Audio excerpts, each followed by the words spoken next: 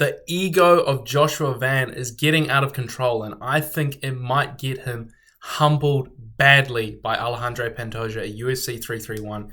Joshua Van, one of my favorite fighters in the UFC. I'm just keeping it real. I'm just keeping it 100. He's doing the fake nice guy. He's doing the fake humble on Pantoja, and it's not fooling anybody. It's not fooling anybody. He's sitting there, thug maxing, sunglasses on inside, 5'2" tall, but acting like he's 6'8", fucking trying to big man Pantoja, shit talking Pantoja. I'm not complaining, this is what we need in the flyweight division. This is what is necessary to sell the flyweights. These are guys that typically are the co-main event. Typically not the main event. Typically, there's not much hype behind them. You've got one of the greatest of all time in Alexandre Pantoja, and he was doing 14, 15K pay-per-view buys, when he was champ, when he was defending, when he was at his peak. And that's with the story. He's got a great story. Hey, Dad, look, are you proud of me, Dad? Brother, he's got a great story. He's got an incredible fight style, an exciting fight style, walk forward. And he was not extremely popular. He was not even relatively popular by UFC standards. So the flyweights need some fucking shit talk. They need some injection. So I'm not complaining. I'm not. But I'm just saying it how it is. Joshua Van is out here shit talking Pantoja. What are you going to do about it? What are you going to do? It's funny, it's cool, it's entertaining, it sells the fight 100%. But I think Joshua Van is in for a rude awakening, and I've actually changed my pick. I think he is going to get submitted. I think he's going to get submitted by Alexandre Pantoja, and I think it's going to be a humbling beatdown, and he's not going to be champ anymore. Joshua Van versus Alexandre Pantoja, when it was first booked, I remember in the build-up to that, no one was giving Van a single chance because the narrative was that he was an inexperienced fighter who had only been training MMA for 5 years, only been wrestling, only been grappling for 5 years. The grappling experience between himself and Alexandre Pantoja, the difference in experience was insane, genuinely insane. Van's not been grappling for as long as Pantoja has. Pantoja's been doing it 3 times longer than him. Many flyweights have been doing it much longer than Joshua Van, and it's his raw athleticism, his striking, his skill, and his talent that's carried him this far. But Alexandre Pantoja is a different beast. In the lead up to that first fight, this narrative that Joshua Van was just going to defend the takedowns and outstrike him on the feet was not a narrative that was taken seriously. And all of a sudden, Joshua Van's gotten a win over Tatsuro Taira, who in my opinion is extremely overrated. And all of a sudden, he's going to walk back in there and beat up on Pantoja like it was fucking nothing, like it's easy, like Pantoja's some kind of joke.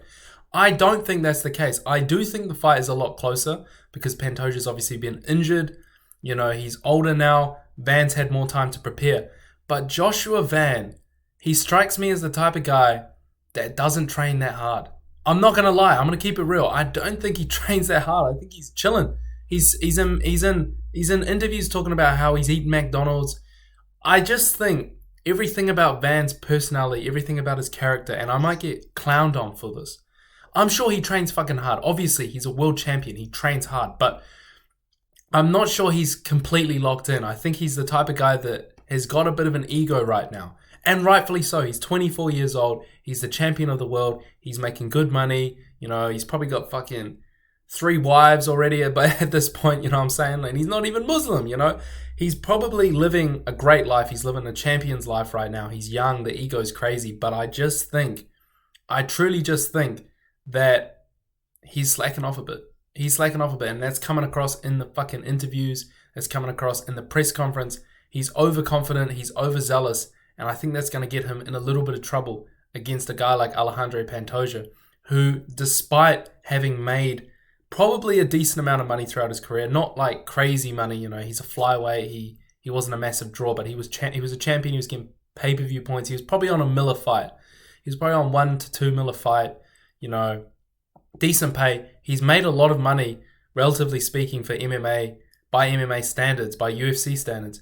He's one of those guys that, despite those facts, has stayed hungry, has stayed motivated in the gym. This guy does not drink, he does not party. And I just get the vibe from Joshua Van I don't know if it's the fucking thug maxing. This guy acts like some of the guys he used to hang out in high school with. I don't know if it's that kind of vibe that's leading me to this perception of Joshua Van, but I just think he's the type of guy that is slacking off a little bit, is slacking off a little bit right now. And I think he's overlooking Pantoja, and I think he's going in there with a game plan that is just to defend takedowns and strike with them. And I think the lack of experience that he has in jiu-jitsu specifically is going to get him submitted. I think the back takes of Pantoja are some of the best in the UFC. This guy is submitting guys who have incredible takedown defense, like Kai Kara-France, for example. Kai Kara-France, I thought, was a nightmare matchup from power in the hands, great takedown defense, decent jiu-jitsu, and he got the rear naked choke in the first or second round, I think it was, against him. So Pantoja's on an incredibly different level, and I think prime for prime, which is hard to say because we don't know if Van's in his prime yet. He's 24 years old. He's probably not quite there, but right now is the closest he will be to his prime. If Pantoja is even near his prime, I think it's a nightmare matchup for Joshua Van. People forget when a striker who's elite faces a grappler that's elite, the grappler wins. The grappler has more ways to win the fight. The grappler has more ways to fucking take the fight where they want it. Van's got to stay on the feet, and to put Pantoja away, you really have to have this knockout power. And Joshua Van is a guy who's small for flyweight and doesn't have that knockout power. So someone like Amirozov would be good against Pantoja, but I just think someone like Van, who doesn't have those kind of characteristics in his arsenal, is going to be difficult. Obviously, if this was a fucking boxing match, Van would probably win on points. But Pantoja's got an iron chin. He's hungry. And I think Joshua Van is overlooking him a little bit. I think he's chilling. I think he's having fun with it. I think he's still training, but I think he's just having that kind of confidence that is expected of a young man who's champion of the world. And I think he's in for one of those shit-talking goes wrong moments, just like Ilia Topuria. It's given off Ilia Topuria vibes, the overconfidence, the overzealousness. He's had the taste of the championship money. He's got the belt. The hunger may be dissipating a little bit, and Pantoja is hungry for revenge. He's hungry to come back, get his belt back, get that victory, and I think he's a nightmare matchup for Joshua Van. But I'm going to be doing a bit more research and a bit more analysis.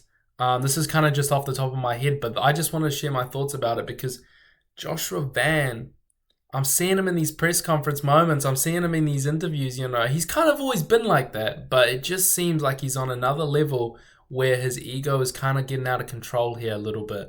And I think the age, I think the inexperience, and I think the stylistic matchup between him and Pantoja spells difficulty and it spells trouble ahead. Let me know what you guys think about this in the comments below.